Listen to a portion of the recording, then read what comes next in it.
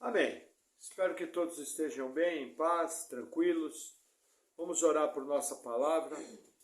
Senhor, nós oramos te agradecendo por essa palavra, pedindo, Senhor, que o Senhor venha nos dando entendimento, sabedoria e edificação.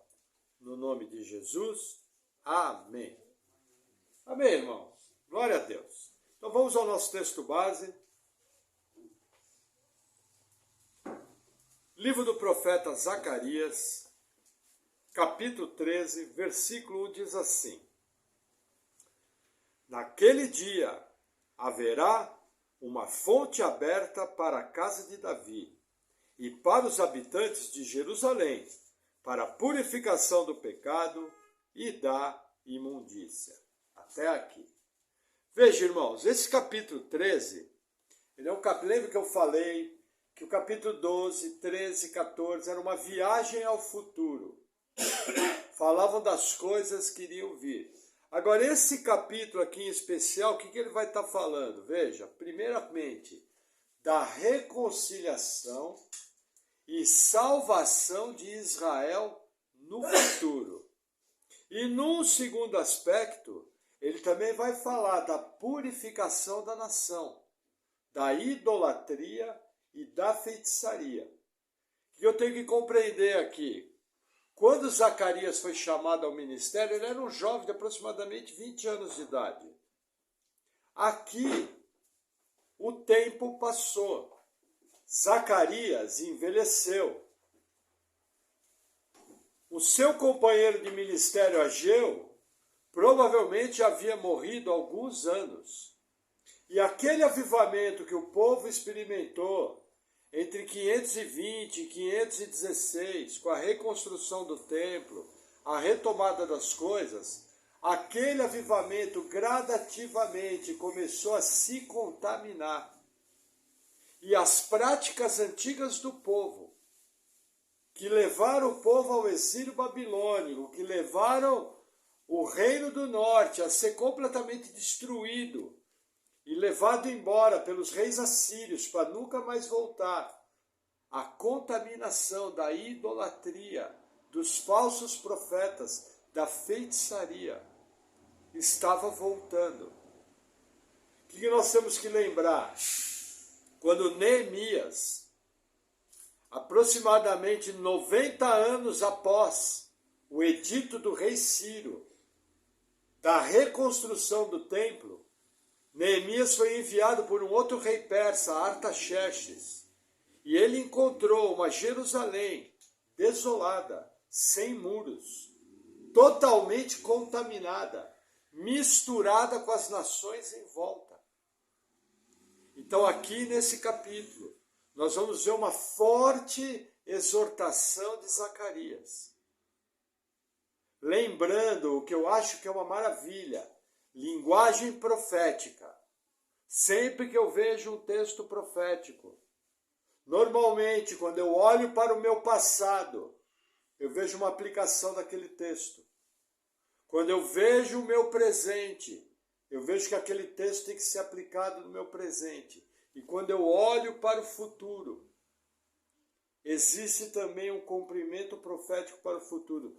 Aqui Zacarias está falando para aquela geração de um assunto que foi bem conhecido pela geração anterior e de um assunto o qual ele iria tratar no futuro.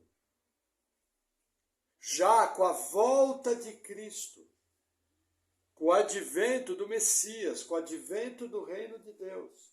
Então esse daqui é um dos capítulos mais importantes que tem. E o versículo 1 fala o seguinte, olha que interessante, ele fala do trono de Davi, eu vou reler o versículo 1. Naquele dia haverá uma fonte aberta para a casa de Davi e para os habitantes de Jerusalém, para a purificação do pecado e da imundícia. Olha que interessante, veja, o Novo Testamento nos traz o ministério de Cristo, que trouxe o quê? Justificação e santificação. Isso se cumpriu com o povo judeu? Veja, na época que Jesus pisou na terra, poucos judeus foram salvos.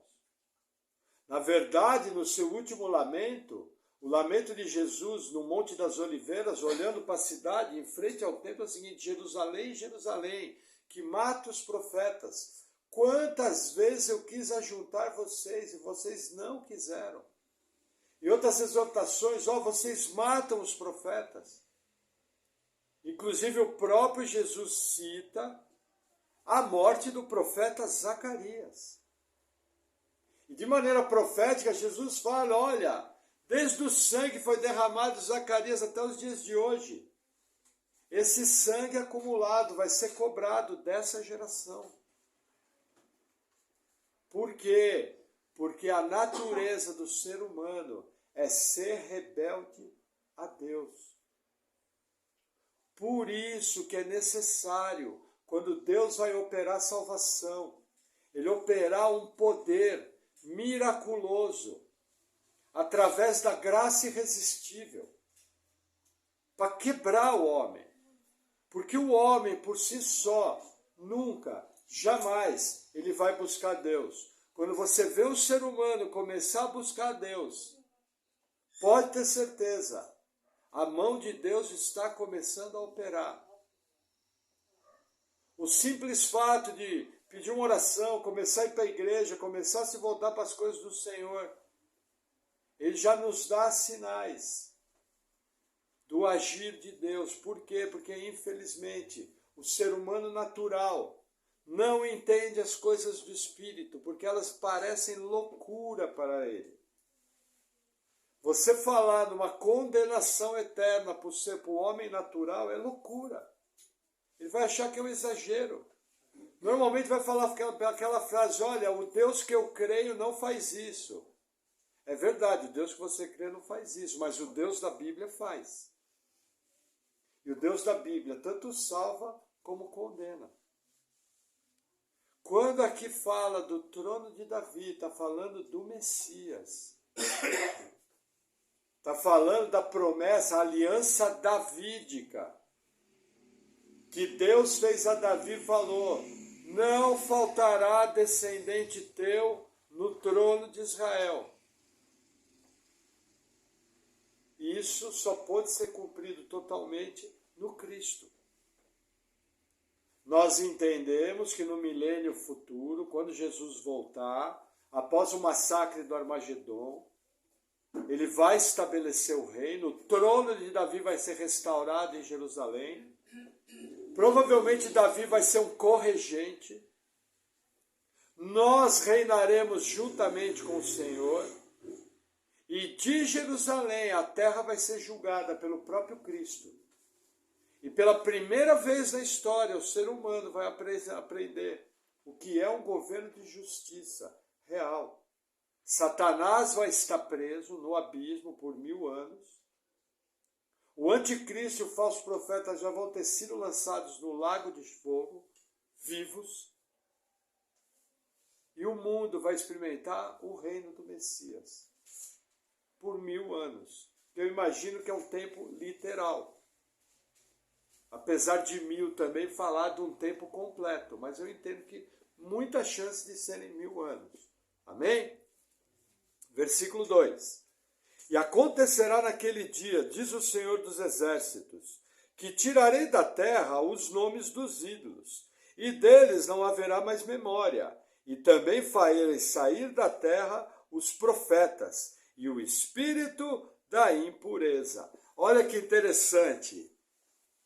Deus fala que no futuro ele retiraria todos os ídolos, os falsos profetas, e acabaria com a feitiçaria em Israel. Por que que eu entendo que esse versículo é para o futuro? Porque nunca nós vimos o cumprimento desse versículo. Jamais Israel, em momento algum, deixou de ter ídolos, deixou de ter adivinhos, deixou de ter falsos profetas. Ao contrário, povo rebelde, obstinado, contra Deus. Esse versículo nós nunca vimos se cumprir. Por quê? Porque ele aponta para o futuro. Só vai ser possível cumprir esse versículo de maneira plena, não de maneira parcial, como a gente vê no discorrer da história, mas de maneira plena, no futuro. Porém, uma passagem como essa me mostra o quê? A responsabilidade que o povo de Deus tem de combater a idolatria, a feitiçaria. E quando fala aqui o espírito de impureza, entenda, espírito de impureza aqui o que é? É a inclinação do povo para as práticas erradas. Hoje em dia se tem muito hábito de falar, espírito de bebedice, espírito de prostituição, espírito de adultério, como se fosse a personificação de um demônio. Deixa eu te falar, todas essas atuações têm demônios por trás. Mas demônios são polivalentes, eles agem em todas as áreas. O que está dizendo aqui é a predisposição interior do povo para essas coisas. Não precisa personificar. Também não precisa dizer que aquilo vem do próprio homem. Nós sabemos que toda impureza, toda contaminação espiritual provém de doutrinas e demônios. Amém? Vamos lá, versículo 3. E acontecerá que, quando alguém ainda profetizar, seu pai e sua mãe que o geraram lhe dirão: não viverás, porque falastes mentira em nome do Senhor. E seu pai e sua mãe que o geraram o traspassarão quando profetizar. Olha que interessante aqui. É uma passagem que para os dias de hoje ela escandaliza. Como que um pai e uma mãe vão matar um filho por causa de um falso profeta, por causa de uma religião errada? Esse versículo ele foi escrito no contexto da lei de Moisés. Esse versículo nada mais é que o cumprimento de Deuteronômio. Deuteronômio ensinava, se você tiver um falso profeta na tua casa, você leva ele para o sacerdote, porque ele vai ser morto. E olha, se você quiser, você mesmo mata. Como que eu uso um versículo desse hoje? O Novo Testamento condena os falsos profetas. Porém, essa orientação de Deuteronômio passou. A lei de Moisés cessou. Os 10 mandamentos agora, os 10 mandamentos cessaram, porém eles foram gravados nas tábuas do meu coração. Hoje, como cristão, como fruto do cumprimento da nova aliança, Deus fala, gravarei a minha lei nos vossos corações. Então a lei de Deus, os 10 mandamentos estão gravados no nosso coração. Porém, a lei de Moisés como era, cessou. Quando mudou o sacerdócio da tribo de Levi, ligado a Moisés, para a tribo de Judá, ligado a Jesus, mudou o regime da lei.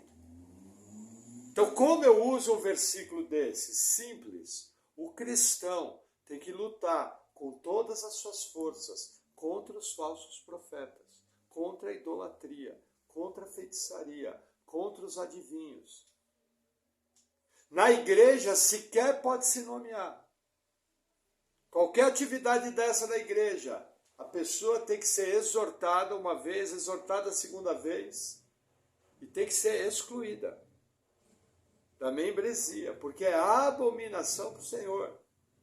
E na sua família, olha, eu tenho gente na minha família que é totalmente idólatra, totalmente feiticeiro.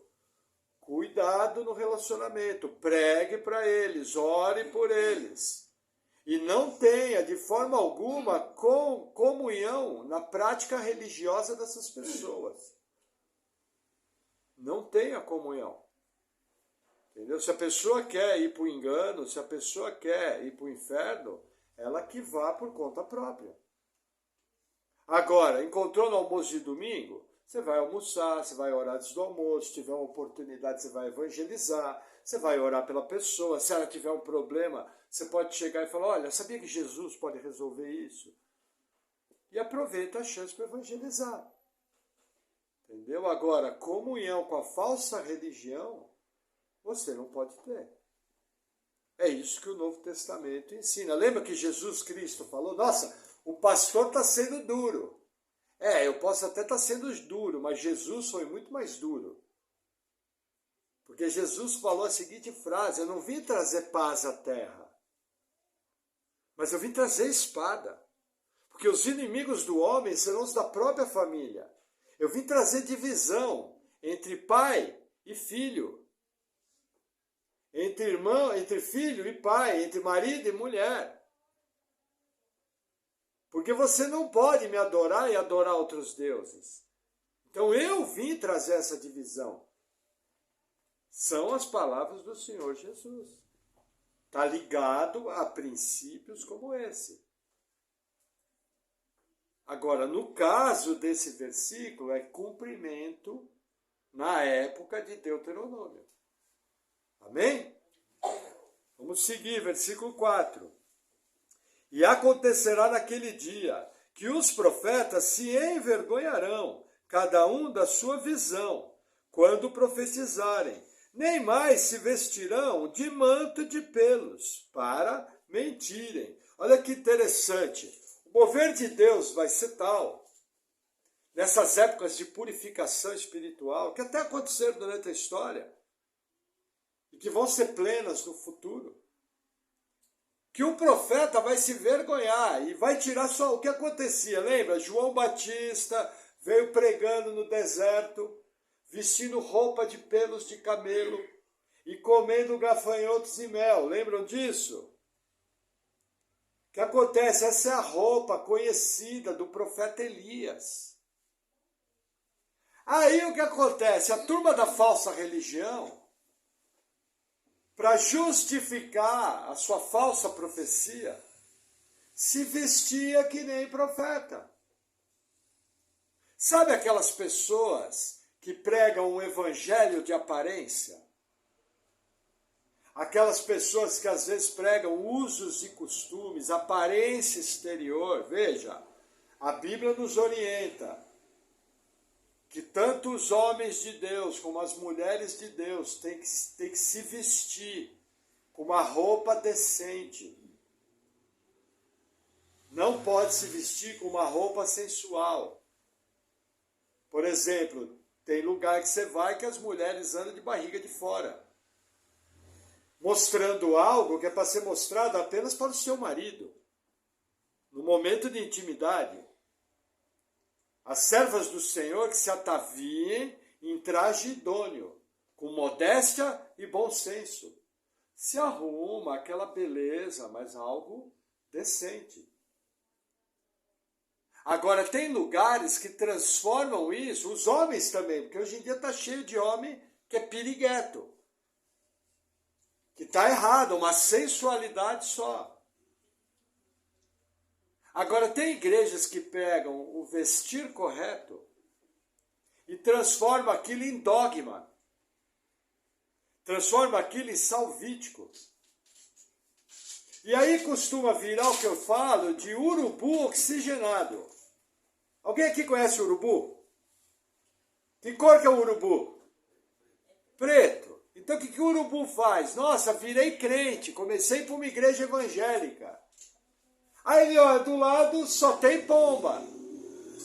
Ele fala, pô, mas eu sou urubu. Agora a pomba é pomba porque ela nasceu de novo. Ela não nasceu de si mesma, ela nasceu da água e do Espírito, do poder de Deus. Só que o urubu não nasceu de novo, mas começou a ir para a igreja. Aí o que ele faz?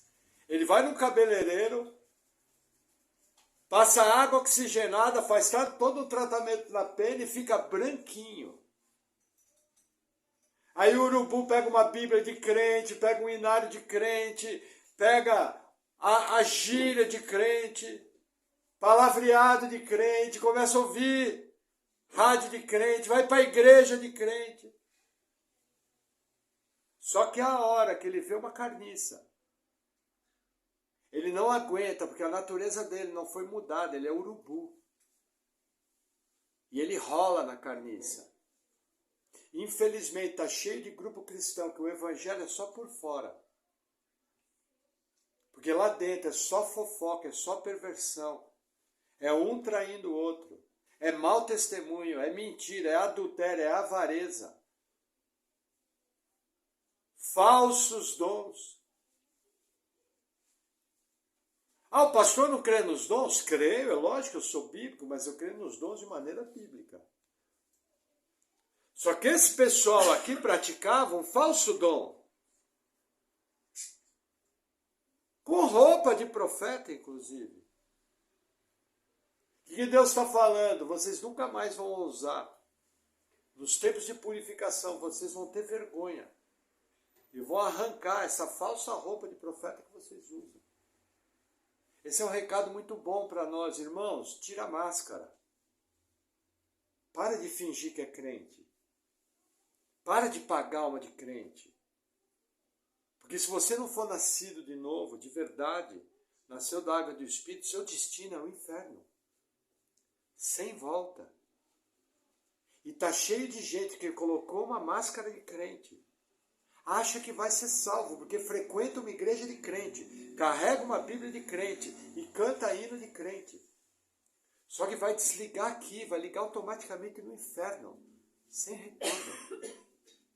Com Bíblia, roupa, inário e carteirinha de crente. Porque dizer que é crente não salva ninguém. O que salva é ser um cristão verdadeiro, nascido de novo, que ama Jesus de todo o seu coração e de todo o seu entendimento, com todo o seu estilo de vida. Isso é que é salvação. Amém? Versículo 5. Mas dirão, não sou profeta, sou lavrador da terra, porque certo homem ensinou-me a guardar o gado desde a minha mocidade. Aí que eles vão falar, olha, eu não sou profeta, sou lavrador, mexo com gado, mexo com planta. É isso que vai falar, vai negar que é profeta. E olha o versículo 6 o que diz. E se alguém lhe disser que feridas são essas nas tuas mãos, dirá ele, são feridas com que fui ferido em casa dos meus amigos. Vou fazer uma pausa aqui, olha que interessante, veja. Os profetas, os falsos profetas, praticavam a automutilação. Quando nós vemos o profeta Elias no Monte Carmelo, combatendo contra os profetas de Baal, quando a chuva não vinha, a Bíblia nos mostra que eles se retalhavam. Então o que acontece? Isso ficavam marcas. Essas marcas viravam cicatrizes. E os falsos profetas se orgulhavam daquelas cicatrizes. Só que o texto aqui está dizendo o seguinte, que eles vão, quando perguntarem para ele, peraí, como você não é profeta? Não, sou lavrador. Mas e essas cicatrizes? O que eles vão falar? Essas cicatrizes eu peguei na casa dos meus amigos. O que é a casa dos meus amigos? Eram os bordéis, as casas de prostituição, as casas de embriaguez. O que o texto está querendo dizer? Que o camarada foi lá para a casa de prostituição, foi lá para a casa de embriaguez, bebeu igual um gambá, e inclusive se machucou, caiu no chão, se ralou, fez todas aquelas marcas. O camarada vai preferir dizer que se prostituiu do que dizer que era profeta. Por que é importante essa interpretação? Porque existem alguns irmãos que querem dizer que esse versículo se aplica a Jesus, por causa das marcas nas mãos. E quer dizer que os amigos aqui é o povo judeu. Só que o contexto do texto é exatamente outro. Vocês imaginam Jesus se ferindo numa casa de prostituição? Vocês imaginam Jesus bebendo até o ponto da embriaguez? Jesus tomava vinho. Beber de maneira moderada não é pecado. Embriagar é o que o texto está dizendo.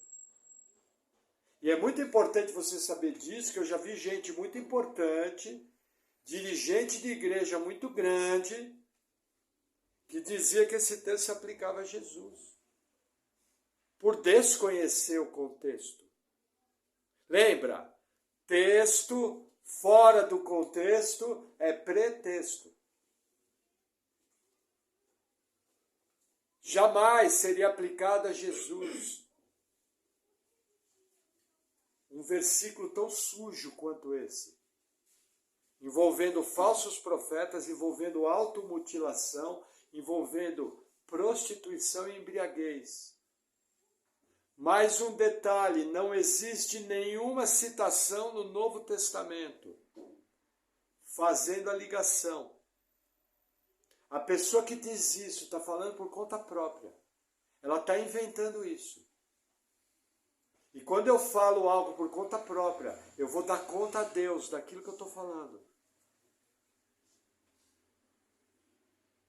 Cuidado, para você não ser encontrado como sendo um falso profeta. Falso profeta ensina falso evangelho. Falso evangelho é formado por mentiras, por falsas verdades. A pessoa olha para a Bíblia e dá o sentido que ela quer no texto. Não tem uma referência no Novo Testamento que fale isso. Mas olha que interessante. Dentro do próprio capítulo, versículo 7, olha que legal. Ó espada, desperta-te contra o meu pastor e contra o homem que é meu companheiro, diz o Senhor dos Exércitos. Fere o pastor e espalhar-se-ão as ovelhas, mas volverei a minha mão sobre os pequenos. Até aqui. Olha que interessante, no versículo 7, esse versículo é usado por Jesus Cristo. No Evangelho de Mateus, capítulo 26. O próprio Jesus usou, o apóstolo Mateus, de maneira inspirada, colocou ele na Bíblia e deu um sentido a essa passagem, que se você olhar aí na sua Bíblia, tem o subtítulo, o pastor ferido. Dá uma olhada aí. Quem é o pastor? Lembra que nós estudamos em Zacarias, que o pastor apontava para o Messias? Nós estudamos juntos na profecia de Zacarias. Lembra que Zacarias foi levantado como pastor, o povo rejeitou as 30 moedas, igual que aconteceu com Jesus. Você vê, as 30 moedas também aparecem no Novo Testamento. Colocado por quem? Pelo irmão Maurício? Pelo irmão Vicente? Não. Pelo apóstolo, que tem autoridade apostólica. Que tem inspiração direta do Espírito Santo. Com todo respeito, não jaguara que nem eu. Um nó cego que nem eu. É um apóstolo. Mania que o povo tem de colocar sentido onde não tem sentido. E acredita nas maiores barbaridades. Agora, quando eu pego um texto que nem esse, ele faz a minha fé crescer, que eu falo, puxa, o pastor ferido foi escrito quase 600 anos, 500 anos antes de acontecer. E aconteceu com Jesus Cristo, porque ele foi ferido e os apóstolos debandaram. Inclusive Pedro negou Jesus 3 vezes. Mas vocês estão entendendo a diferença? O versículo anterior não tem citação nenhuma, é uma coisa suja. Esse versículo 7 fala do pastor, do próprio livro de Zacarias. É citado por Jesus, confirmado de maneira inspirada por Mateus. Percebe a segurança doutrinária? Para você não sair acreditando em qualquer bobeira. Porque não vai funcionar. Se for qualquer bobeira, não funciona. Só funciona aquilo que está na Bíblia. Amém? Aí vamos lá, versículo 8. E acontecerá em toda a terra, diz o Senhor, que as duas partes dela serão extirpadas e expirarão, mas a terceira parte restará nela. E farei passar essa terceira parte pelo fogo, e a purificarei, como se purifica a prata, e a provarei, como se prova o ouro. Ela invocará o meu nome, e eu a ouvirei. Direi, é meu povo, e ela dirá, o Senhor é o meu Deus. Até aqui. Olha que interessante. O capítulo termina com Deus falando da morte de 2/3 dos judeus. Lógico, é um número aproximado, é um número simbólico. Mas Deus fala de 1/3 sobrevivendo.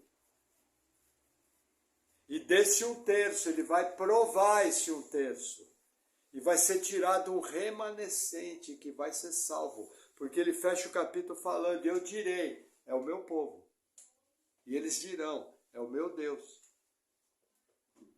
O capítulo termina que após a purificação total do povo, haverá um remanescente.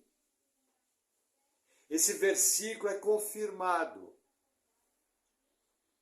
no capítulo 11 de Romanos, quando Paulo fala, e todo o Israel será salvo. Todo Israel de quando? Da volta de Jesus. Nós vamos ver nos outros capítulos, quando eles verem aquele que eles transpassaram. Eles vão prantear, nós vimos isso na última palavra, e vão ser salvos. É o remanescente. Nossa, pastor, mas Deus não quer salvar todo mundo? Pelo menos nesse texto aqui, não. É uma profecia. Uma profecia é o quê? É um decreto. Decreto só quem pode dar?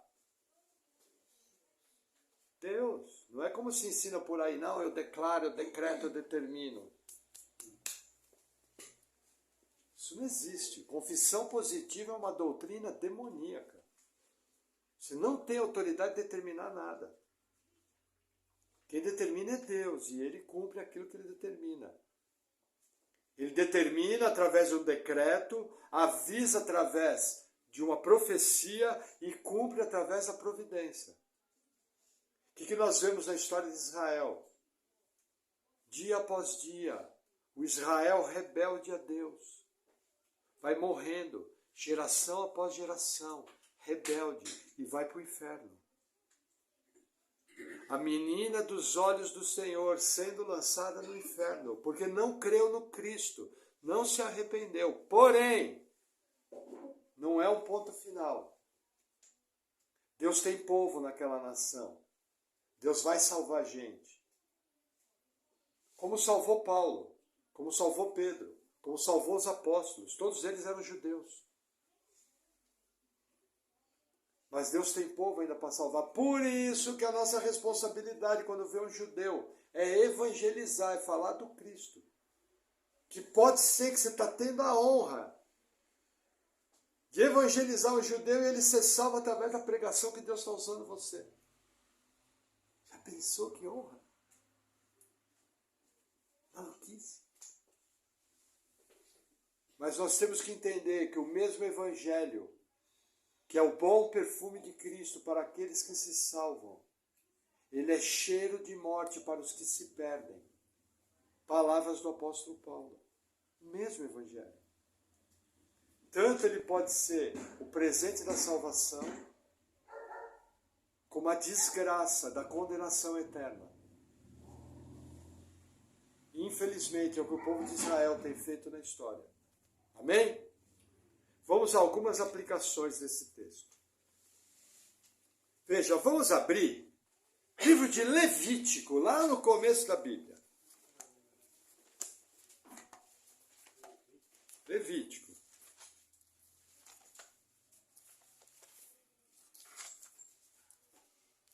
É o terceiro livro da Bíblia. E se você quer gravar, Levítico é um dos livros preferidos do seu pastor. Levítico 17. Olha que interessante.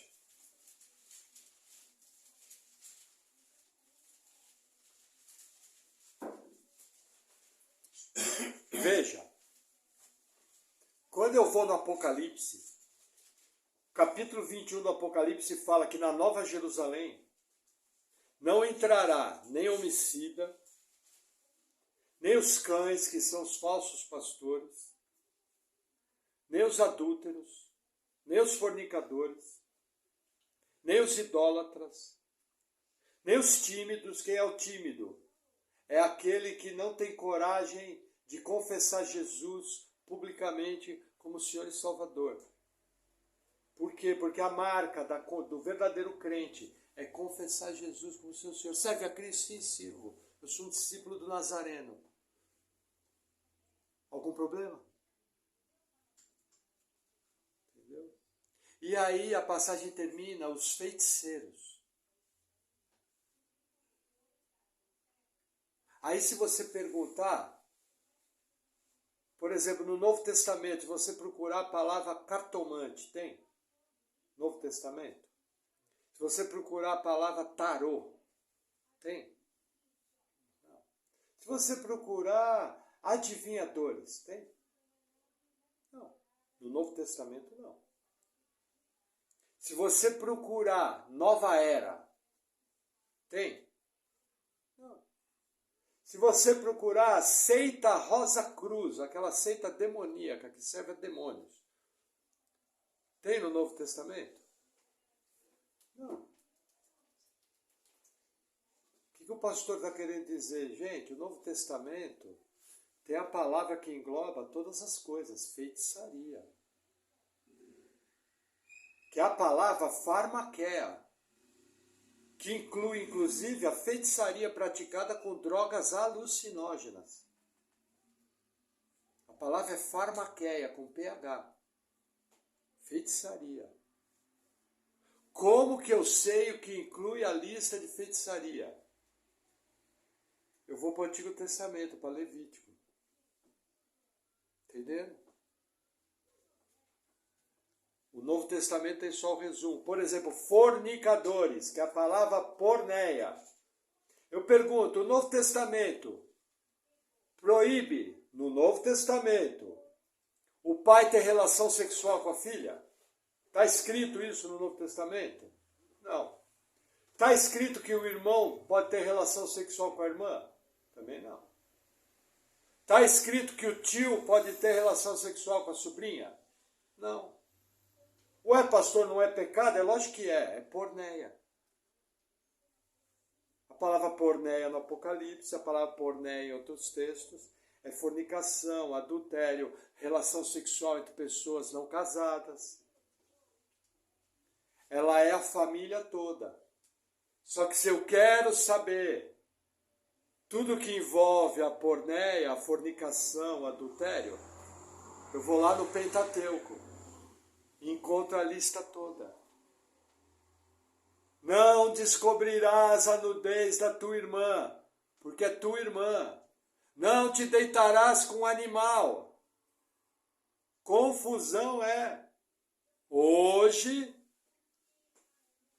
os comunistas culturais querem inclusive legalizar, tem países da Europa que os marxistas querem legalizar o casamento entre seres humanos e animais. Existe país da Europa que o camarada já consegue deixar a herança dele para o animal de estimação. Está cheio de gente que tem um animal de estimação para práticas ilícitas. Há muitos anos. Tudo isso se resume no Antigo Testamento. Está tudo lá. Percebe como funciona? O Novo Testamento é amplo, é geral, não escapa nada. Feitiçaria é feitiçaria, todo tipo. Idolatria é idolatria, todo tipo. Porneia é porneia, todo tipo. Entenderam como funciona? E esse texto de Levítico vai falar dos falsos profetas. Olha que interessante. Levítico 17, versículo 7. Olha que interessante. E nunca mais oferecerão os seus sacrifícios aos demônios, após os quais eles se prostituem. Isto ser-lhes-á por estatuto perpétuo nas suas gerações. Até aqui. Do que o versículo está falando? Existem 2 versículos no Antigo Testamento que mostram que a idolatria e a feitiçaria são um culto a demônios. Sacrifício é sacrifício de idolatria. E feitiçaria, sempre que a pessoa se entrega à idolatria e feitiçaria, ela está cultuando a demônios. Pastor, tem isso no Novo Testamento? Tem. Primeira carta de Paulo aos Coríntios, capítulo 10, do versículo 10 ao 20, que por trás do ídolo existe um demônio. E eu não quero que vocês, igreja, façam parte da mesa do Senhor, que é a ceia, e da mesa dos demônios, que era o culto que tinha nos ídolos. Por isso que crente não vai em festa junina. Para São João, São Pedro, São Mané, São Toninho, São Jorginho. Lógico, eu não estou fazendo piada, estou só dando um exemplo. Nossa, vocês são chatos? Somos chatos, mas pelo menos a gente é fiel àquilo que a gente crê. E não estamos brincando com a nossa fé. Entendeu? Porque eu não quero oferecer culto a demônios. Quando você entra numa festa junina e senta para comer um alimento, você está comendo um alimento que foi consagrado a demônios. Sabe aquelas festas que tem de Cosme e Damião? Templo de religiões afro? É alimento sacrificado a ídolo. Aí a pessoa manda o filho lá para comer coisa sacrificada a demônio. É o que a Bíblia diz. Percebe por que Deus cobra de limpar? Mesmo capítulo 17, versículo 14. Olha que interessante. Porquanto a vida de toda a carne é o seu sangue. Por isso tenho dito aos filhos de Israel, não comereis o sangue de nenhuma carne, porque a vida de toda a carne é no seu sangue. Qualquer que o comer será extirpado. O que acontece no Antigo Testamento, até o concílio de Jerusalém, Atos capítulo 15, era proibido comer carne com sangue. No contexto do Novo Testamento, foi liberado. Porque esse contexto valia numa comunidade judaica, num evangelho sendo pregado. A sinagoga, se alguém comesse carne com sangue, nem pisava na sinagoga, era morto na porta. Nem entrava.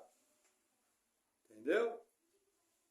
Então, no concílio de Jerusalém, Tiago, irmão de Jesus, fala o seguinte, olha, guardai-vos da carne sufocada. O que é a carne sufocada? Aquela carne que o sangue não tinha sido derramado. Por quê? Por causa dos judeus e da pregação do evangelho nas sinagogas da Europa e da Ásia. Ah, pastor, eu posso comer um sarapaté hoje? Pode. Ah, pastor, mas eu não gosto de comer carne com sangue. Não coma. Mas não ligue isso à salvação. Por que eu estou falando isso? Porque tem igreja que de uma maneira errada proíbe a carne com sangue. Eu vou confessar para vocês, eu por mais ou menos 19 anos não comia carne com sangue. Não estou falando de picanha. Estou falando de chouriço, sarapatel, comidas que vão sangue vivo na cozinha. Eu não comia, por quê? Porque eu não conhecia a profundidade do versículo. E como vem desde lá de Noé, da saída da arca, para não comer com sangue, eu não comia. Até o dia que eu vi um estudo consistente mostrando que a realidade daquela passagem, que hoje está liberado. Então, se você um dia vê alguém comendo um chouriço, não escandalize. Ah, eu não quero, não coma. Da mesma maneira que eu falo, pastor, quero ir para a igreja de terno. Venha, mas não coloca terno em todo mundo. Pastor, quero ter cabelão e saião. Coloca cabelão, me arruma até algum para me pôr na cabeça aqui. Entendeu?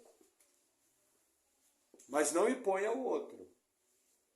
Entendeu? Paulo fala, o que come não julga o que não come. E o que não come não julga o que come. Porém, esse versículo é mais profundo ainda. Qual é a grande marca das religiões satânicas? Derramamento de sangue. Essa é a marca das religiões satânicas.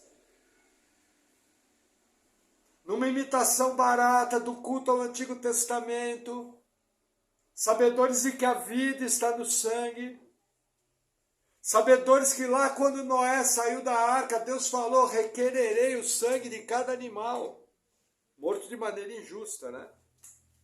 De maneira cruel, injusta. Não é matar um animal para comer. Matar um animal para comer é uma morte digna. Mas pode ver, todas as religiões, quanto mais pesada for, mais sangue tem. O que os jovens do mundo têm sido incentivados? A retalhar o próprio corpo. Agora eu vou emitir uma opinião pessoal minha, tá? Não está na Bíblia. É uma percepção pessoal. Irmão, mutilou o corpo, tem demônio. Opinião pessoal minha. Entendeu? E quando eu for orar pela pessoa, eu quero meter a mãozona na cabeça, né, orar com fé, para ver o bichinho virar os olhos, o demônio manifestar e a pessoa ser liberta, em nome de Jesus. Eu lembro da história de um parente meu, que era de origem católica. E ele começou a se envolver com uma dessas religiões de feitiçaria, animista da terra.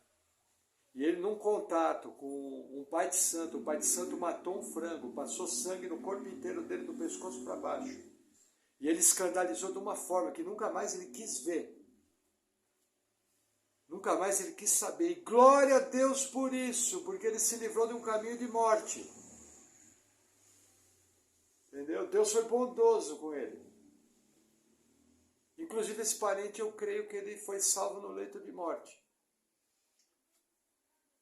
Entendeu? Eu creio que ele foi salvo no leito de morte. Mas eu sempre lembro dessa história. Eu era muito pequeno, mas contaram para mim. E os irmãos sabem, eu sou meio burro, mas eu tenho uma memória boa. É um burro com memória boa, aí tá certo, fechou. Irmãos, eu sou muito inteligente, eu só copio os outros. Tudo que eu sei, eu aprendi com os outros. E você deveria fazer o mesmo, aprender com os outros. Mantenha a gente humilde e dependente da obra de Deus na igreja. Amém? Pega o livro de Levítico, capítulo 18. Outro texto extremamente interessante. Levítico 18, versículo 20. Diz assim: nem te deitarás com a mulher de teu próximo para cópula, para te contaminares com ela. O que está falando aqui? Adultério. Cópula é relação sexual. Versículo 21, e da tua descendência não darás nenhum para fazer passar pelo fogo perante Moloque, e não profanarás o nome do teu Deus. Eu sou o Senhor. Olha que interessante, irmãos, Moloque é sacrifício de crianças. Moloque era uma abominação, e eles pegavam as crianças eles tinham um ídolo de braços móveis. Aí o que acontece? A criança era colocada no braço daquele ídolo, e aquele braço móvel era colocado no fogo. E a criança era queimada viva.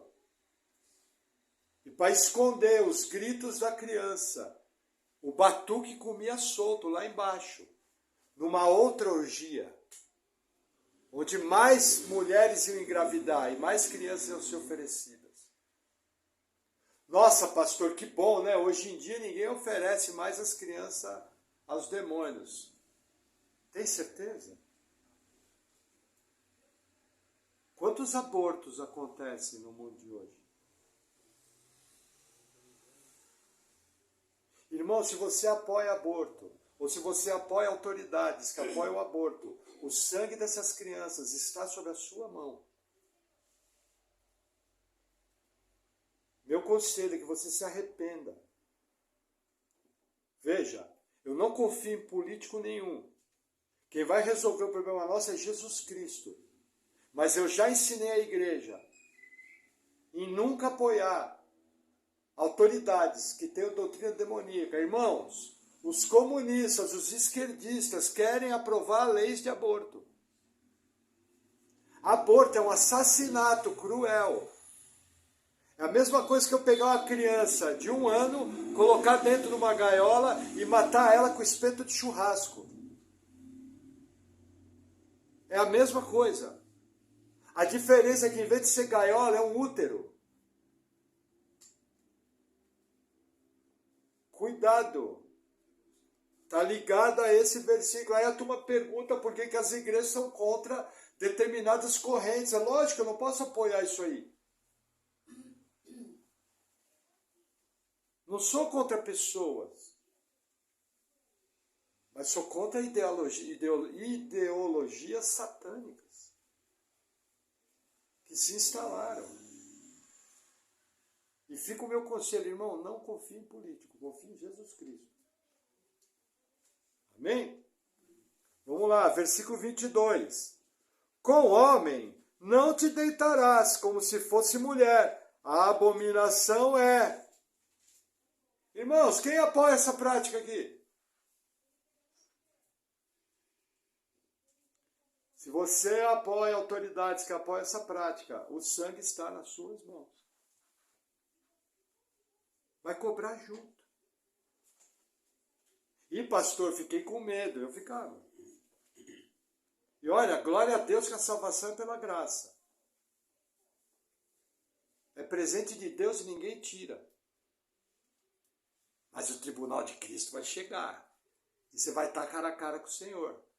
E você vai explicar direitinho para ele por que você apoiou coisa que Deus abomina. Nossa, pastor, e se eu conhecer um homem que se deita com homem como se fosse mulher?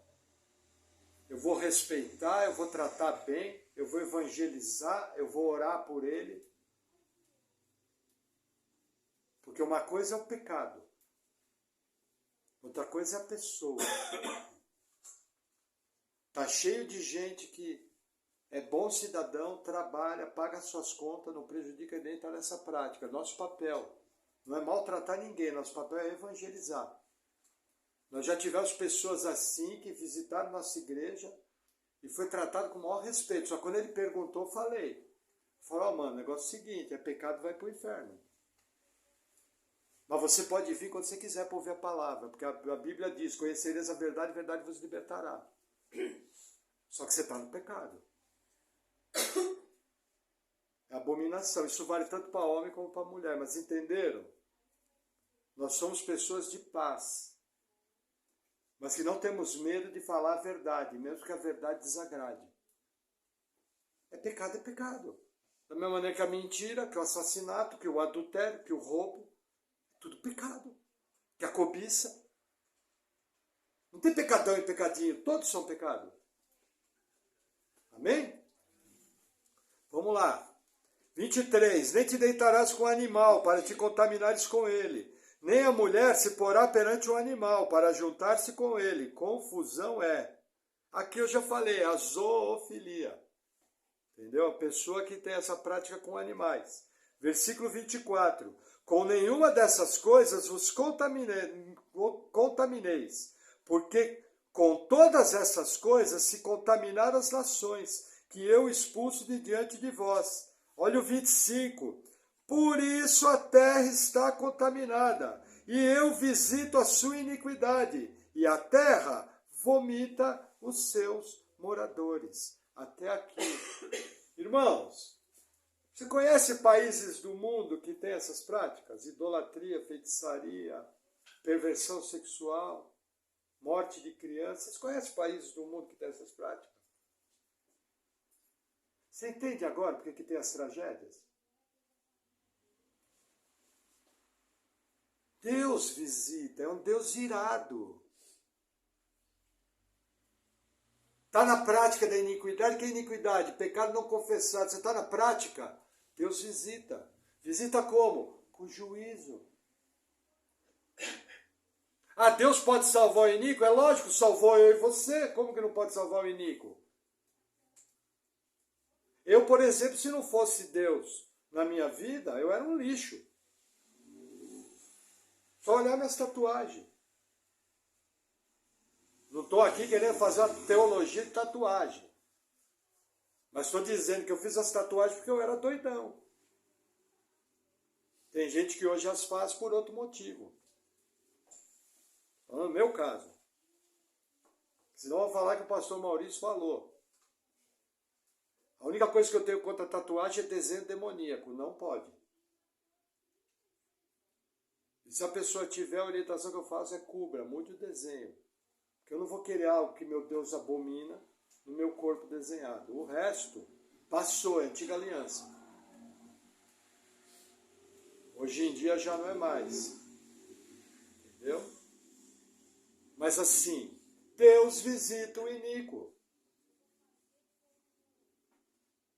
Entende? E visita com mão pesada. A sua pergunta não deveria ser, quando você vê uma tragédia, Senhor, por quê? A sua pergunta deveria ser, Senhor, quando o Senhor vai salvar esse povo? Para que a tua mão não pese. Entende agora? Quando eu era pequeno, o pessoal falava, nossa, esse negócio de religião não funciona. Porque você vai lá para o Nordeste, onde tem seca, tem fome, tem doença, e eles são tão religiosos. Quem já ouviu isso? Só que são o povo mais idólatra que tem no Brasil. Estão debaixo de juízo, iniquidade. É o que a Bíblia diz. Amém? Mesmo o livro de Levítico, capítulo 19, versículo 26. Deixa eu correr. É que os textos são muito completos, né, irmãos? Não comereis coisa alguma com o sangue, não agourareis, nem adivinhareis, não cortareis o cabelo, arredondando os cantos da vossa cabeça, nem danificareis as extremidades da barba. Pelos mortos não darei golpes na vossa carne, nem fareis marca alguma sobre vós. Eu sou o Senhor. Veja, para encerrar, esse texto é o texto que fala das marcas do corpo. Tem gente que quer dizer que esse texto aqui é tatuagem. Quando você vai pesquisar, isso daqui o que é? Eram desenhos feitos no corpo através de cortes. E eram imagens daqueles antepassados que já morreram, ou imagens de ídolos que eles desenhavam no corpo. Então não podia. Entendeu? Você não pode pegar esse texto e aplicar hoje para quem tatua. Desde que não seja um desenho. Porque senão, aqui na igreja, olha, acho que nem o Erasmo, acho que era o único que escapava. Porque ele é o que tem a maior barba. Porque o texto fala que não pode nem cortar a ponta da barba. Entendeu? Não pode nem cortar o cabelo arredondado. Irmão Moisés era inferno. Você também, Claudoíno, é inferno. Entendeu? O que o texto está falando? O cabelo arredondado, ferir a barba, era a prática dos sacerdotes e feiticeiros pagãos da região. O que o cristão tem que se guardar hoje? O cristão tem que se guardar hoje de qualquer tipo de prática que o ligue diretamente a demônios. Entendeu? Nossa, pastor, isso é possível? Bem fácil, veste teu filho de anjinho. Você acabou de vestir ele de demônio, porque aquele anjinho não é o anjo da Bíblia. fácil. Entendeu? Então precisa tomar muito cuidado. Pastor, você leu o Antigo Testamento, da onde vem tudo isso? Vamos fechar, vai lá, último livro da Bíblia, Apocalipse 21. A gente tem que matar a cobra e mostrar o pau, né? Apocalipse 21. Eu sabia que essa palavra ia me tomar tempo, mas é importante, é super instrutiva. Apocalipse 21, versículo 6, diz assim, palavras de Jesus. Tem gente que a Bíblia aí está em vermelho, essa palavra que eu vou ler. Diz assim, e disse-me mais, está cumprido, eu sou o Alfa e o Ômega, o princípio e o fim. A quem quer que tiver sede, de graça, lhe darei da fonte da água da vida. Lembra que quando abriu o capítulo de Zacarias, ele falava de uma fonte? Vai cumprir a profecia ou não? Amém. Versículo 7. Quem vencer, herdará todas as coisas, e eu serei seu Deus, e ele será o meu filho. Como acaba o capítulo de Zacarias? Eu direi a esse povo, é meu povo, e eles dirão, é meu Deus. Vai cumprir ou não vai? Versículo 8, que nos interessa. Mas quanto aos covardes e aos incrédulos, os covardes é aqui aquele que não confessa Jesus publicamente, tá? Os incrédulos, os abomináveis, zoofilia, encaixa aqui. Determinadas práticas de feitiçaria, encaixa aqui. Determinadas práticas sexuais, é abominação, tá? Os homicidas, os fornicadores, os feiticeiros, os idólatras e a todos os mentirosos, a sua parte será no lago que arde com fogo e enxofre, o que é a segunda morte. Até aqui. Percebe por que Deus abomina todas essas práticas? Por que o nosso papel é limpar a nossa vida de tudo isso? De maneira sábia, de maneira inteligente, com coerência. Vou citar um testemunho. Alguém aqui já ouviu testemunho? Eu tenho um testemunho para dar. Com 7 anos de idade, eu fui campeão de xadrez. Não que eu era muito inteligente, é que os adversários eram medianos. O cara vai falar, nossa, campeão de xadrez, esse cara, não. Menos. Baixa a bola. E aí, quando eu me converti, falaram para mim que o xadrez, todas as peças eram consagradas. Eu tinha 33 anos de idade. Eu fui lá, queimei o xadrez que eu tinha ganhado com 7 anos. Com tabuleiro e tudo. Isso é um testemunho. Não faça isso. É um ídolo. Eu destruí todos os ídolos. Eu destruí todas as abominações, mas com sabedoria. Tem dúvida de algo? Vem perguntar. Não faça a besteira que eu cometi, porque aquele jogo tinha um valor estimativo enorme. E até hoje eu não tenho um jogo de xadrez igual aquele. E é bem feito, para deixar de ser burro. Deus é bom, que eu sempre vou lembrar disso e posso dar o testemunho. Então, irmãos, vida cristã para ser vivida com inteligência, sabedoria e firmeza, livre de toda contaminação. Amém? Vamos orar? Glória a Deus.